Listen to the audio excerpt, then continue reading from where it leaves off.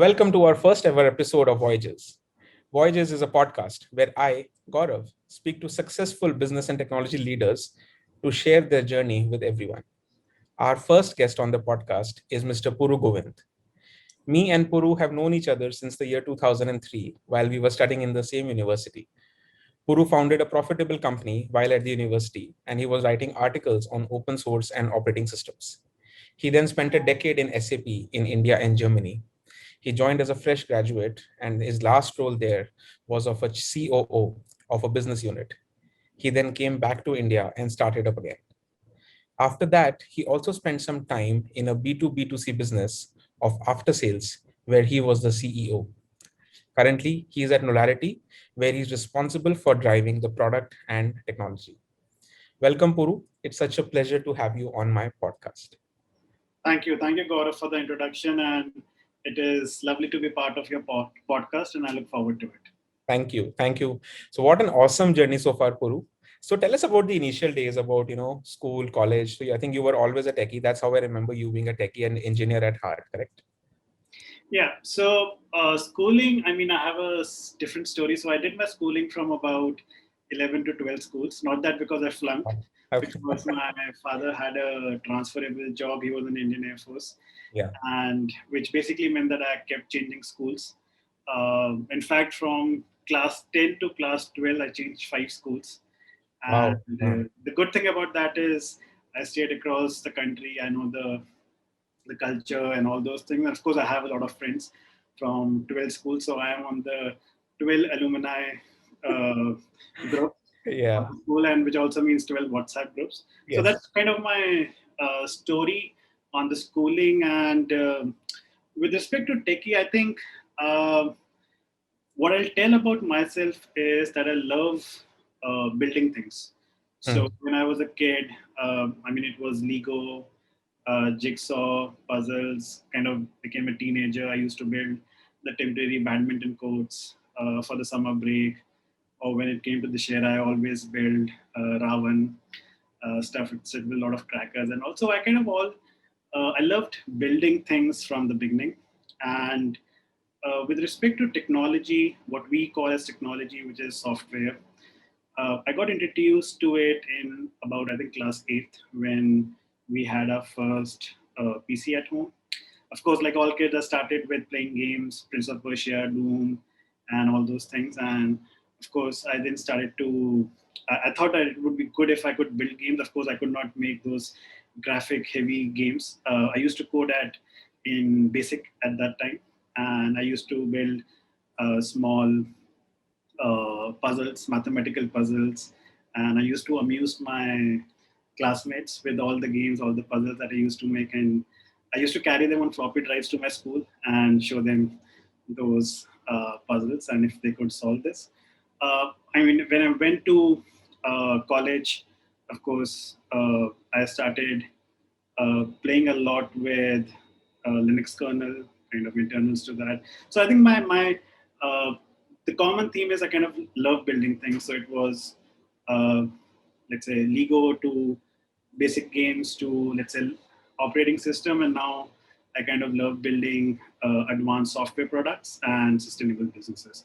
So that's kind of what kind of drives me, motivates me every day. Awesome, Puru. Awesome. So just to give you a little bit about myself also, yeah. So exactly similar lines. So I also got introduced to computers at a very early age. I also remember getting those free magazine CDs. And then building software, sending it on a floppy drive, then just praying to God that the floppy actually works when I take it to school. Okay, and then then impressing all my friends with the code that I've done, some interesting puzzle or some interesting like some interesting application that you've just built overnight, coding overnight. So very similar journey for me also, great. It always amuses you. For example, the first PC I had, we were installing Microsoft Windows 95, Yes. and there were 16 floppy drives, white color floppy drives. I still have them, and it was so amusing to me when you kind of insert them and says, okay, now insert the next floppy drive, and Yeah. something is happening on the computer. That kind of really picks up the kids' interest. I think that's where the fascination actually starts. Yeah. Typically what happens is that if in today's world everything is an app, And also nobody really sees what is going on inside that box. But Yeah. at that age, we had access to the CPU. You got scolded from your father for opening up the CPU, but you still did it anyway. And you still, then that is where the fascination starts. That how was this thing actually working? You would often, the floppy will stop working, you will start opening that floppy, and you'll want to see what is the magnetic disk looking like. All of those things, I've also done a lot in Yeah. my school days as well. Absolutely. Yeah. Great. So, Puru, a lot of people, when they start their careers, often they take a long time to actually figure out what to do exactly in their life. But you got to a very senior position at very early age. So, what is the secret and what is the story behind? Okay, so that I would say is one of the most asked questions to me, and I Yeah. think it's a combination of a lot of things. I mean, foremost, I think SAP at that time they had about 40 years of history. SAP is one of the organization which has the best programs to nurture the talent, whether that's a technical talent or whether that's a managerial talent or any talent. So if they pick up a talent, they really have programs and they really have things where people could grow their career, learn more things, etc. So I was the benefactor of one of those programs. It was called SAP High Potential Program. What it basically did was every year about 1 or 2% of the entire workforce. So at that time, about 70,000 SAP employees. So about 1 or 2% or 3%, something like this. I don't remember the number exactly. They were nominated to the high potential program. And for this high potential program, there were few fellowships. These are the rotating 6 months fellowship in different teams, where you could spend 6 months in that department, learn things, and of course, then you can come back to your old team and continue working. So, I mean, I was very fortunate enough to get into that high potential program. I was also got second lucky to get the best fellowship, one of the best fellowships, where almost every high potential applies to it. Okay. And that was basically in the portfolio management corporate strategy group of SAP. Okay. Mhm. So that was the time when I got second lucky. After that, I mean, I spent 6 months learning the art of portfolio management. I mean, the team I was there, we used to track. I mean, SAP had made few investments, and they wanted to track that portfolio, how is it going, customers, revenue, investment. So I kind of learned those things. At the end of it, I was actually about to uh, take up a role in London in SAP. I think my last 3 4 days, I happened to meet a person accidentally who is a great friend of mine now, and I accidentally met him at Coffee Corner. I was picking coffee. I mean, Indians in Germany, so we just picked up a conversation. We kind of spoke for 5 minutes and said that one of the organizations is looking for a chief operating officer. Would you be interested? Wow. And I said, of course, why not? And Uh-huh. after 30 minutes, I got a call from the assistant of the leader, I mean, my Uh-huh. future boss, Uh-huh. that can you be available in 15 minutes? Because my boss, I mean, Thomas, is traveling to US for next month, so he would not be available for a conversation. Would you be available in 15 minutes? I said, why not? I'll be there. You tell me the building number and the room number, I'll be there. And Uh-huh. I had about 45 minutes of conversation with Thomas, and at the end of it, he said, welcome to my team. Wow. You would Wow. be running the operations and strategy for my team. So that's basically the story. I would say being at the right place at the right time, meeting Yeah. right people. Of course, uh, when you speak to them, there's always have to be content in you. It's not that it's always about luck. Yes. And coincidentally and funnily, uh, I mean, in Germany, you have rooms. You don't have this open spaces. Of course, there are a few open spaces, but there are some closed rooms also. Mhm. So during my fellowship, when I spent 6 months in SAP in Germany during my fellowship, I shared my room with a person called Christian Klein, Mhm. who is now the group CEO of SAP. He is the global Okay. CEO of SAP. Okay. And I spent 6 months sitting in the same room with him. Of course, learned a lot of things. He was still a very senior person to me. So Yeah. Yeah. I would say that was the third lucky thing that happened to me. That is so awesome, Puru. So I think it's just the right combination of talent, luck, being there at the right time at the right place, and also being able to grab that opportunity as soon as it comes to you. Yeah, If of course. Of that course. one lucky coffee, I would say, I think has become such a life changer for you. I think it's just phenomenal how these dots seem to connect with each other without any plans whatsoever. Good job there. But definitely great. So also talking about leadership, you've also handled like really big teams. I think about 1,200 members when you were heading B2X. So I think as a leader, always the challenges are about motivating the team to work harder, to deliver their best, and also to build a lot of trust in the organization that, people are there for each other and the company is there for you and you should be there for the company. So as a leader, and especially with such a big, set of people, a small team is relatively easier, but with such a big organization, how do you see, what is your, vision from the top down? How do you inculcate that sense of, trust and growth in the organization? Okay, so that's a interesting and a heavy question. Yeah. So, in my opinion, a leader can be forgiven for a lot of things, but for 3 points. Hmm. The first one is lack of vision. Hmm. The second one is lack of empathy, and the third one is lack of authenticity. Hmm. So again, a leader can be forgiven for a lot of things, but for these things, vision, authenticity, and empathy. Hmm. Talking more about the vision, I always kind of create a bold, compelling reason for the team. Hmm.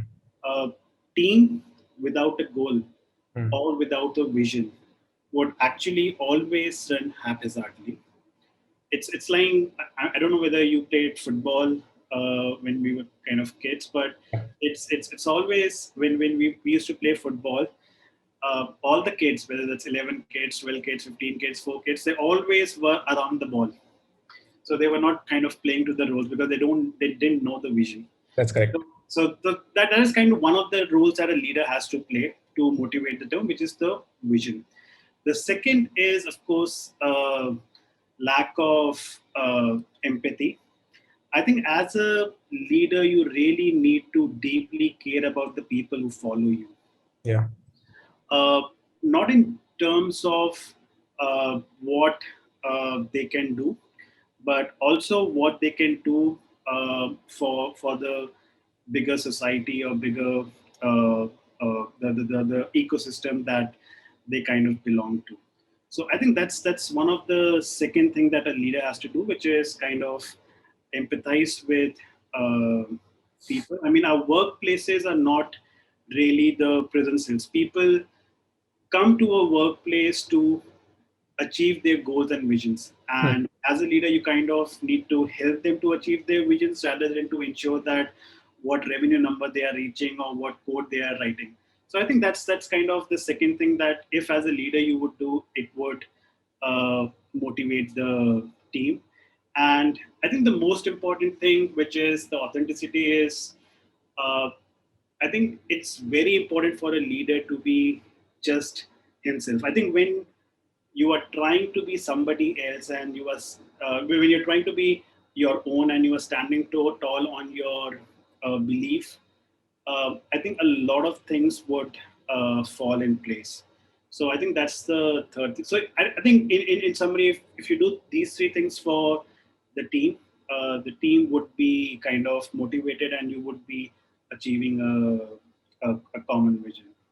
Oh, definitely, definitely. I think I totally agree on I think I personally also have a lot of agreement on this one. I also being running a company of a relatively small size, but I think I'm personally able to relate to all the 3 points as well. Always trying to be authentic and always trying to set the right direction for my team, and so these points resonate very well. But how effectively do people see you?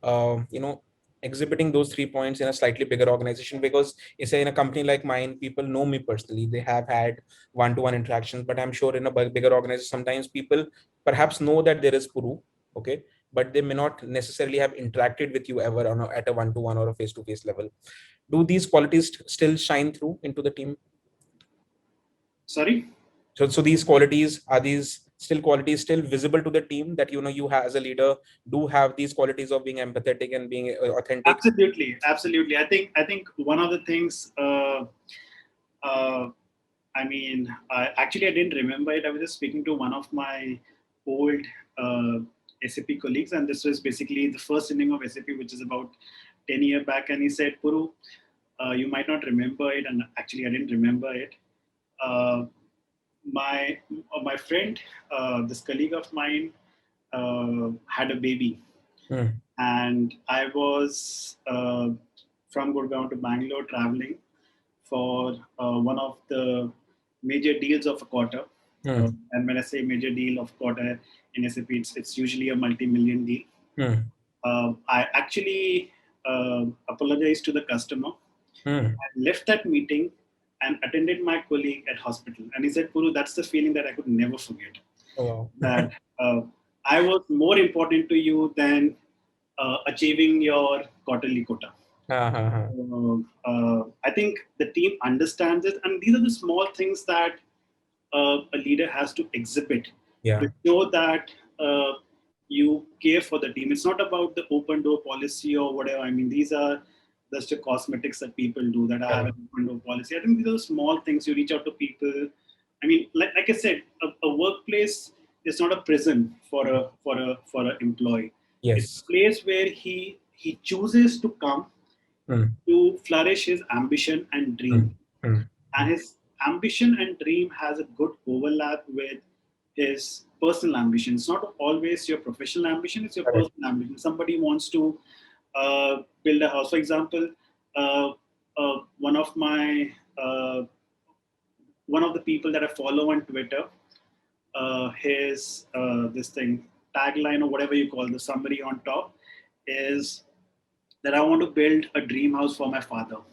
Wow. He is based out of Kerala. So that's his goal, that's his ambition. And as a leader or as somebody that he is looking forward to or looking up to, I need to ensure that I need to help him to achieve this rather than what feature is he developing in my next release. I mean, this is something that code that he writes is basically what would achieve him in buying that house. This is not a linear growth.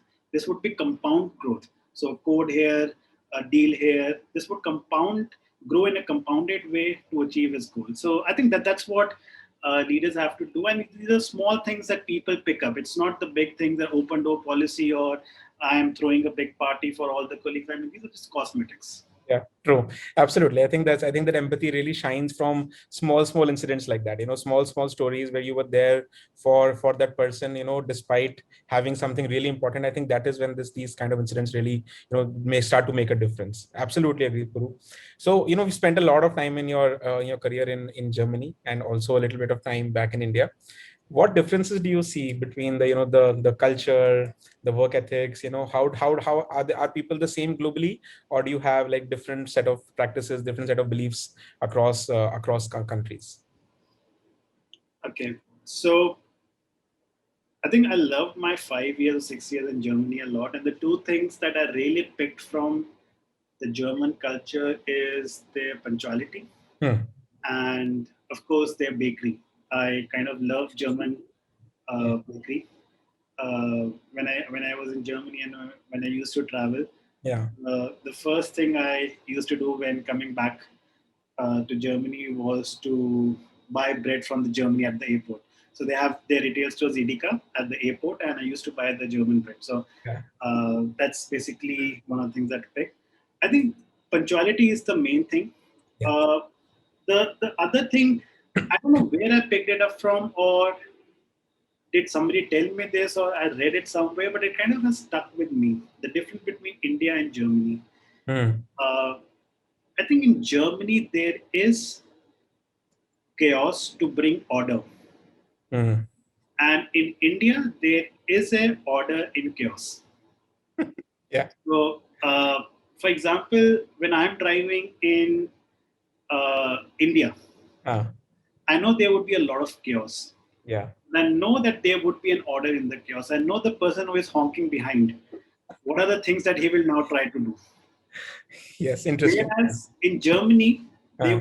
it would be chaos to bring an order to the system. They would plan to the last mile, the last second, Hmm. so that there's an order in the system. I mean, I don't know whether it's a joke or not, but you often hear this when you're staying in Germany, the Deutsche Bahn. Deutsche Bahn is basically German train, like Indian Railways. Uh-huh. Uh-huh. If a Deutsche Bahn train Hmm. arrives even 2 minutes late, Ah. the people at the railway station, they kind of don't like it. I Hmm. mean, imagine a 1 minute or a 2 minute late in a train. I mean, just imagine that uh, in India. Of course, there's a funny incident when I was in Germany in my initial days. Hmm. Uh, I had to take a train to somewhere. I think I was going to Stuttgart or Munich. I don't remember. Hmm. And at platform one, I had my train coming in 7 minutes. Hmm. However, there was a train arriving in next 1 minute. I thought, okay, there's a 5 minute gap. This would be the same train, Hmm. and I boarded that train. And when in the train, I realized that I had boarded the wrong train. Okay. The train was still coming in next 4 minutes. Huh. So, I mean, that's basically the punctuality. I mean, for Yeah. India, Yeah. 5 minutes does not matter, but for Germany, it's a big thing. And I think we need to inculcate that. Yes. Agree. It's of course. I mean, it's a personal choice that people make. But I think if you are disciplined in a couple of things, which is your time management, Yeah. I think it would give you a lot of space in your professional life and also in your personal life. 100%. Puru, and so the beautiful part about being punctual is it doesn't take much to be punctual. You just have to be there on time. There's nothing much, there's nothing different or out of the ordinary that you have to do. Germans are also very famous for their engineering. So German engineering is world known. How true is that, Puru? I would like to see so there are two types of engineering. One is the software engineering, Uh, and one is the mechanical engineering that we go. I mean, the trains, the yeah. motors, and all those Yeah. things. I think on this latter part, they are kind of excellent. Uh, Uh, in the software engineering, the thing is that you need to be very fast and iterative. hmm. Uh, you don't have that long manufacturing cycles, planning cycles, like in case of uh, your mechanical engineering, your motors and your heaters and all those things, your trains and all those things. I think if Germans kind of replicate what they have been successful in mechanical to the software world, uh, they kind of have a slow pace. So don't get me wrong, the German software, I mean, it's very difficult to find a bug in a German software. Hmm. I mean, SAP, they are running, uh, interestingly, about when I was there at SAP about 6 years back, 75% of world's GDP crossed the SAP system at some point of time. I mean, just imagine that if you Huge. just imagine this world if there's no SAP. Yes. 75% of the world's GDP would be hampered. I mean, and of course, they publish a lot of stats like 100% of beer is manufactured on SAP or something like this. So it's kind of I was working in retail and consumer industries, the consumer package goods industry. I think 93% of the retailers, top retailers, were running SAP. So SAP had a huge impact, and that's why you need that good consistency in and good quality in the software. However, what I feel is the German software engineering compared to the US software engineering or Indian software engineering is little slow. Hmm. They don't compromise on the quality. They always say that it's always better to ship later rather than shipping it early with bugs, which I think is not a norm in software engineering. I mean, Mark Zuckerberg says that fail early or something like this. I don't remember the exact code, but by the way, I don't agree to that code 100% Yes. because when you build a B2C company, you can do that. But when you build a B2B company and you basically screw up the ledger or of a company, you are screwed. You are royally screwed if you develop a finance software or if you develop a payroll and you screw up something. I mean, Yes. even if you screw up 10 rupees on a payroll, I don't think so any company would like you. So Yeah. that's kind of the difference. I think it's also about the impact. I think so. B2B businesses would probably be more, wary about releasing software which is buggy. Whereas a B2C consumer product, you can just proudly tell everybody that's a beta product, and you are having an early preview of your product, and you can get away with a lot of things. I think it's just a mindset that is very different in B2B and B2C space as well. Yeah, absolutely. I mean, nobody would like to maintain their inventory on a beta product. I mean, Yes. if I get an extra inventory, that's a cost on my P&L and balance sheets. Nobody would like to run inventory, or for example, even forecasting. Let's say in retail, they don't want to Definitely. forecast on a beta product. So I think Definitely. that's the difference, and that's why SAP has been a very strong company on the enterprise resource planning, finance, HR, and building the enterprise software. Definitely agree.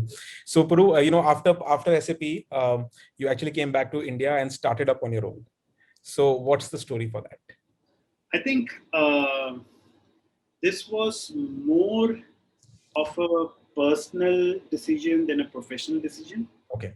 Of course, I always, I mean, I think in SAP, I thought about this. I mean, I had resigned and my notice period was about 6 to 7 months. So Hmm. during those 6, 7 months, I always thought, what would I do when I'm back in India? Hmm. And I also remember that I was in India during that time, and we spoke, I think, in Starbucks in the Sector 29, Gurgaon. I That's think right. we briefly met during that time. I kind of took your advice also there. So I think more of a personal decision. Professionally, I always thought about this, and I thought that it's kind of now I have built businesses now in SAP. Let me go back to build something from scratch. I picked one of the things which is of my dear interest, which is cricket, and which is intersection of cricket and statistics and mathematics. So I kind of picked up with you. You helped me a lot during that process on software development and all. I mean, of course, I had weaknesses in my coding skills, which you kind of covered it up. So I think that's it was not a startup or what I want to do that I came back to India. It was more of a personal decision, and I think I ran Silly Point, the name of the startup that I had, for about an year and year and a half, and I think it was a lovely journey. Though eventually it failed, but I think I had a lot of lessons from that, which always helped me. So I think, Gaurav, if a person keeps learning in his life, keeps experimenting in his life, keep building in his life, it would be a very fruitful life for that person. Definitely. So yeah, I think even though if it's brief, but still, I think you still did very much. I remember those days where we were like constantly chatting on the phone almost every single day, trying to build this interesting statistical mathematics product and statistical mathematics plus cricket product. So you've tasted entrepreneurship, even if it's for a very short duration. How do you?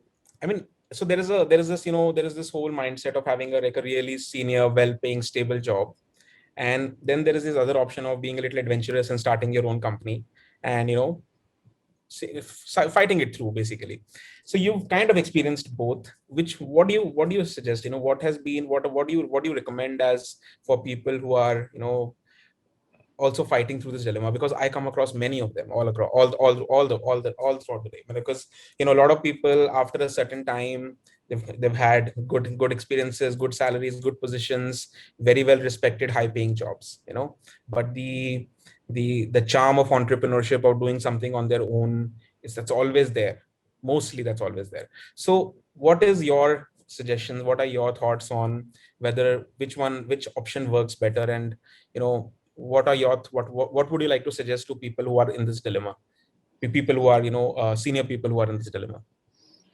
Yeah. So fortunately, and I would say not fortunately, very fortunately, I've spent my time in all of these phases. Of course, you said entrepreneur, and then there's a kind of job in a corporate world. Yeah. But I would actually bifurcate this more. Hmm. There is a journey which people call it 0 to 1 journey. Yes. Uh, there is a journey which is 10 to 100 journey. There's a journey which is 100 to 1,000, and there's a journey which is 1,000 to 10,000 journey. Correct. Okay, so there are different journeys in a life cycle of an organization or a product. And again, I'm saying that I'm very, very fortunate that I always got that opportunity to work in 0 to 1, 1 to 100, and so on and so forth. I think it's not about picking uh, one thing. Hmm. It's that I want to pick 0 to 1, or let's say because 0 to 1 is more fun, or I want to pick 10,000 to 1 lakh because that would give me a better compensation. Yeah. I think the first thing that a person needs to do, and this is at a very young age, I mean, the society is changing. Uh, we are very lucky that our parents are not dependent on us. I mean, there was a generation when the family was dependent on the bread Correct. earner. Correct. So I think this generation is quite lucky that we have that freedom to play around with things. I think you need to just do things that you love doing. Hmm. If you have the skill of taking a thing which is at 100 and which is stagnating at a 10% year over a year growth, Hmm. and you know you can make this 100 or 1 lakh or Hmm. 10,000 Hmm. faster than what the organization is currently doing, just do that.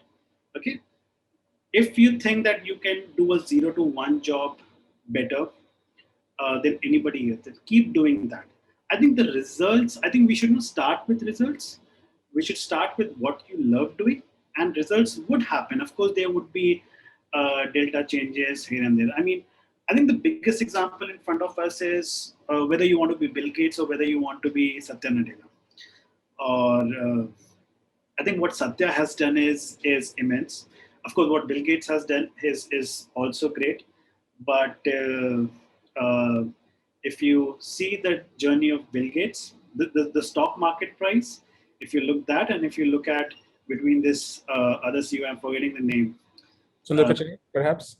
no, the one before Satya Nadella, One before Satya Nadella was. that funny guy.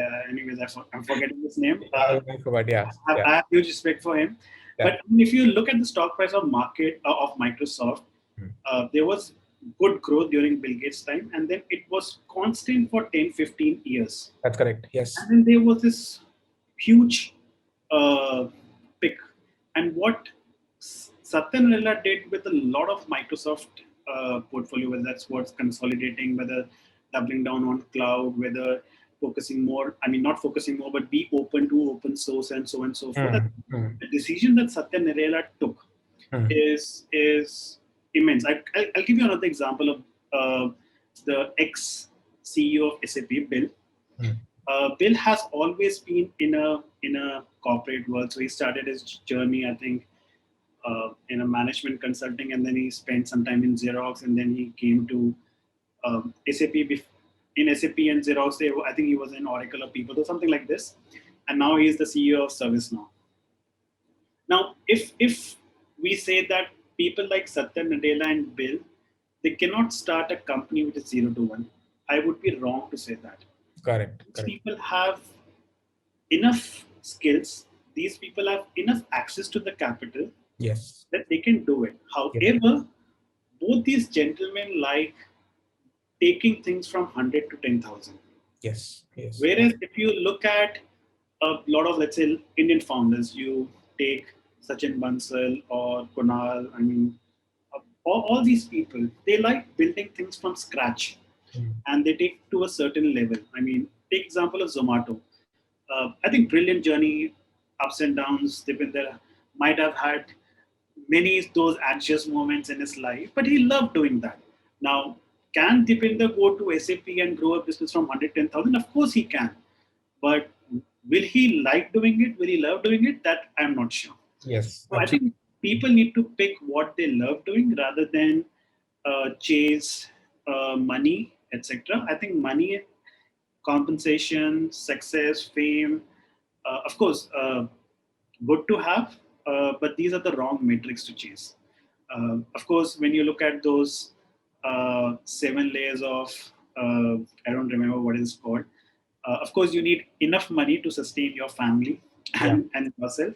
But after a certain point of time, I think you should, if you want to live a good, fruitful life, you should uh, do things that you love.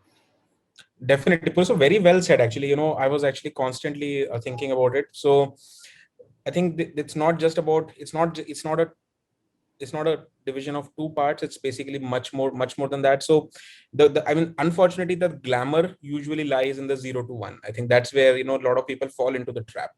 having a 100 to 1000 or 1000 to 10,000 approach also has its own fruits, its own benefits, its own challenges.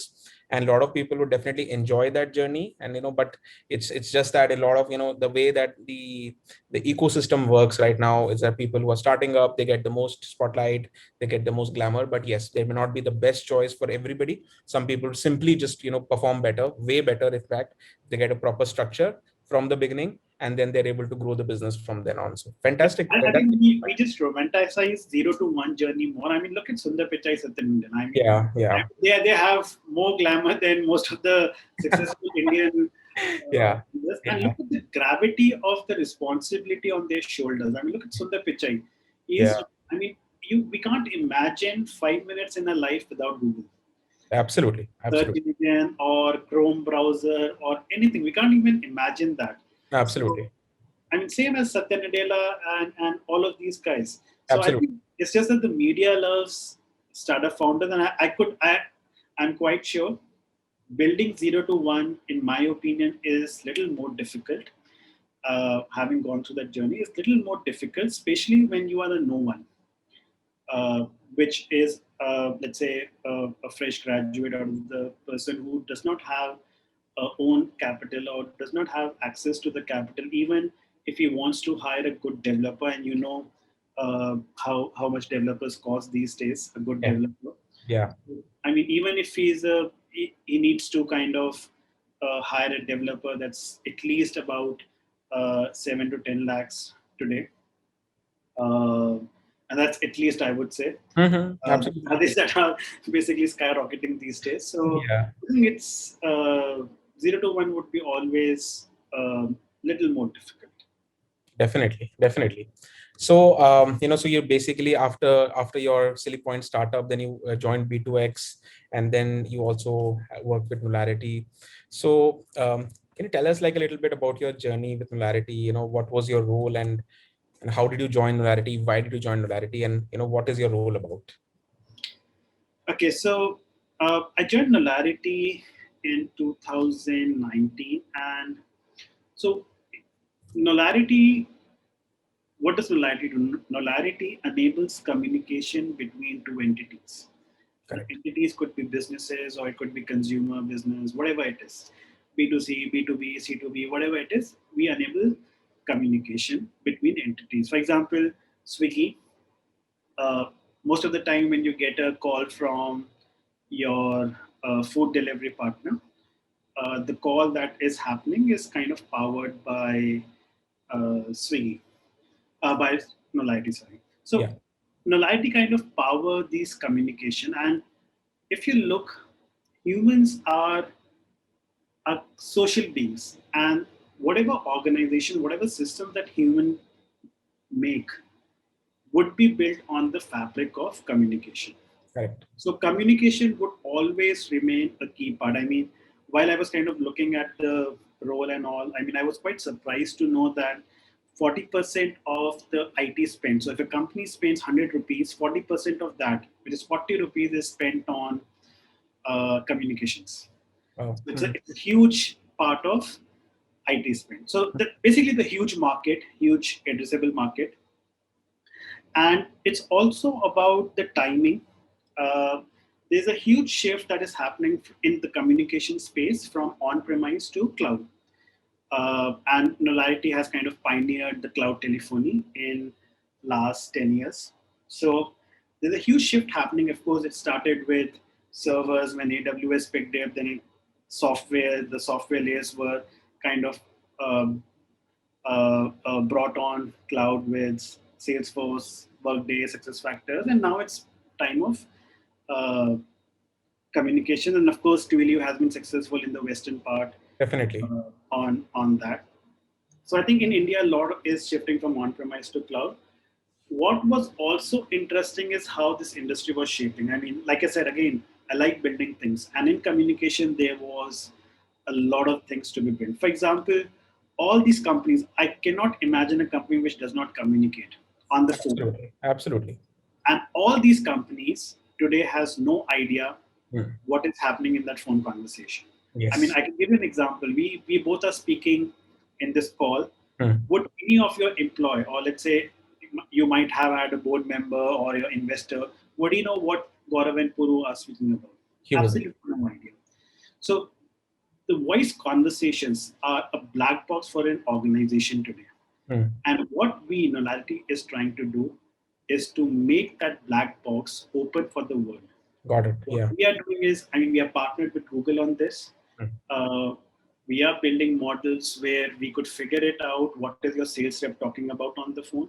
What is your customer talking on the phone? Is the customer complaining about the price or the product, or is your agent even speaking the right script, or is your agent even talking about the right features, or is he talking about anything which is abusive or not? So we are kind of making sense of what is happening Yeah. in these calls. So the second thing is, of course, so that's one thing. The second thing is, of course, a lot of these conversations needs to be automated, and that's a journey that we have kind of started. So I think my decision to join Knowlarity was the huge shift from on-premise to cloud, and the things that would complement this industry. And I think Knowlarity started this journey with the support of a board and of transforming itself, disrupting itself from a cloud telephony company to a cloud communication company. And I'm just happy to be part of this journey. Oh, definitely, very fascinating journey, and definitely, I know. So we are customers of Knowlarity for sure, and happy customers of Knowlarity, and so definitely, I think this whole cloud telephony and then subsequently cloud communication platform will change and disrupt the way everything is happening. I think the part that you mentioned about sales calls, you talk about how that is such a black box to founders. They don't know what their sales guys are talking about. Are they making the right pitch? Are they setting the right tone? Are they using the right keywords? Are they not, are they hopefully not exaggerating their competitors too much? So all of those things, great, and that's such a good vision and objective to be a part of. I think that's really awesome.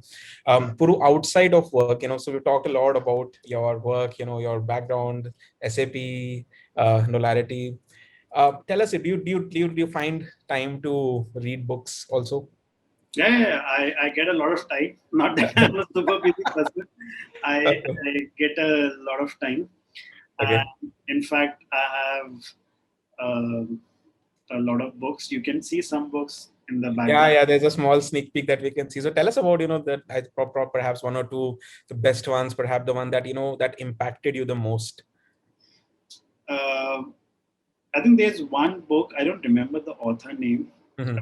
Basically, what he has done is he has kind of summarized the Warren Buffett's uh, interviews in a Hmm. very conversational way. The book name is something like uh, "Tell me how I will die so that," or "Tell me where I would die so that I don't go there." That's the name of the book.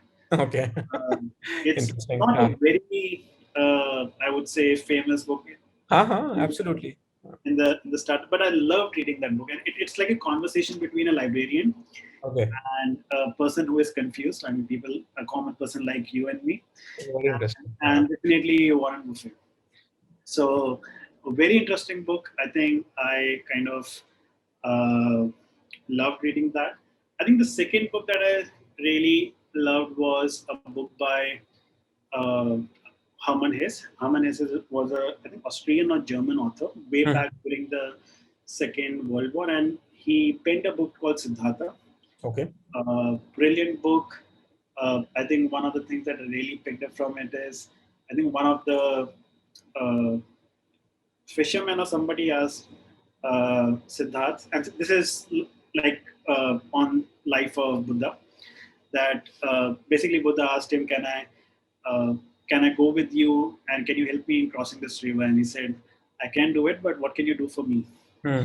And he said three things. He said, uh, I can wait, I can think, and I can fast. I mean, these are very deep words, which has basically many meanings. I mean, Yes. I Yes. can think is that a lot of people. I mean, it's not the thinking like what we are doing right now. It's basically Mhm. thinking deep, second order level, and all those things. I can fast means that I can work for you with limited resources. Hmm. It's not the fasting as in what we do with food and all. It's basically fasting. You have a limited resources and you have to maximize. And the third is I can wait. I mean, waiting is a true skill. We haven't talked about this, but waiting is a skill that I think all of us should have, and this would help you in many things. I mean, for example, I'm a very active investor in public markets, and uh, with the art of just waiting with your money in your bank account and not invested there is a huge skill that you would have. You would every morning, if you have, let's say, if you want to invest 100 rupees, okay, you know that the timing is not right. Just waiting with that 100 rupees in your bank account is a skill. If you Yeah. deploy it too fast, it would erode. If you deploy it too late, it would erode. So at some point of time, you have to just wait. For example, right now I'm waiting. I know the public markets are overvalued. Of course, I can lose a lot of money, but as a same investor, I'm just waiting with my money in my bank account uh, Yeah. in public markets. Similarly, in the organizations, Hmm. uh, I mean, the best example is last year. Hmm. Every organization had a lot of plans. I mean, Hmm. you take about any company. I'm quite sure Squareboard would have had a lot of plans for the year, and basically, pandemic happened, and all those plans were basically paused. And of course, there would have been a lot of implications for the business. You had to take a lot of decisions, but for many months, every organization was basically ensuring that they are running. They are not investing, they're just waiting for the right time to come so that they can reinvest things back into the business. That's absolutely correct. You, as a founder, and you, I'm quite sure that you would have gone through this journey for those 4 5 months. Yeah. You would have just waited, ki, let things be clear, and then I Yeah. could take a decision what should I do. And it's very frustrating for a person like you or for a person like me who's a builder that we are just sitting there uh, flying the plane on auto control, not doing anything about it or not trying to optimize anything or building new things. So I think waiting is a huge skill that we all need to, and I'm trying to learn. Of course, I'm not very patient person. But this is something that I'm trying to learn. Oh, definitely. So Puru, you definitely taught me one very new and very interesting thing, which is the skill of waiting. I'm definitely sure that I'll, Google for it after this call, and I'll see what are the other good resources apart from this book also that I need to learn. I think it's a very important skill. I think it applies to pretty much every realm of life, not just about finances, but I think pretty much everything, just waiting and pouncing onto the opportunity when the time is right. I think that is, a big skill to have. I think most people simply think they don't understand what is the importance of waiting, and perhaps they just end up taking decisions too fast and perhaps too soon, and that's perhaps Absolutely. yeah. And this has, I mean, I just thought about this applicable in relationships. Yes, Uh, everything. Yeah.